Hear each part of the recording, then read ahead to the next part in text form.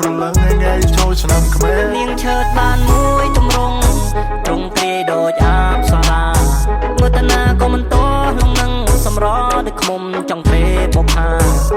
មិនចង់អកលាបុផាគេនរៃចង់មានអ្នកប្រកាសចូលតាមប្រពៃណីបានមិនប្រកាន់មិនចង់តែកាន់ដៃរំសារវ័នលក្ខណៈបែបថ្មី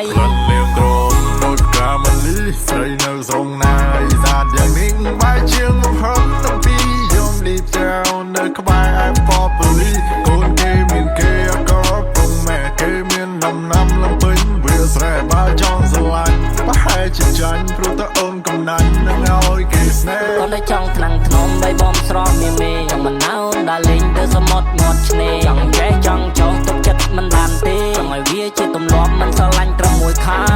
ថាមិនបានប្រមាថគ្រាន់តែស្នេហ៍កល្យាន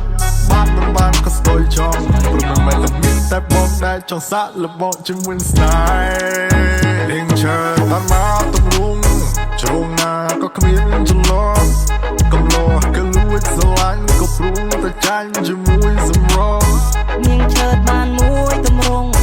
ទ្រង់ទ្រាយដូចអប្សរាមើលតណាក៏មិនតោះលងនឹងសម្រដូចឃុំចង់ក្រេបបុផា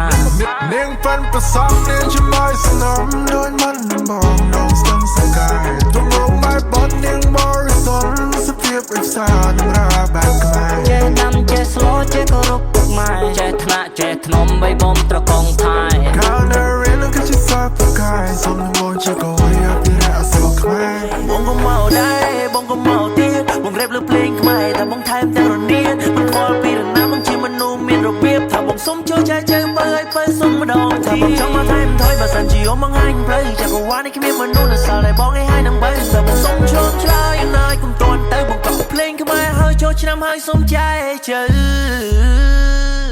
នាងឆើតបានមកទម្រង់ជ្រុងណាក៏គ្មានចន្លោះ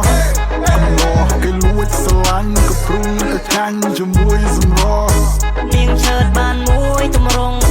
ទ្រង់ទ្រាយដូចអប្សរា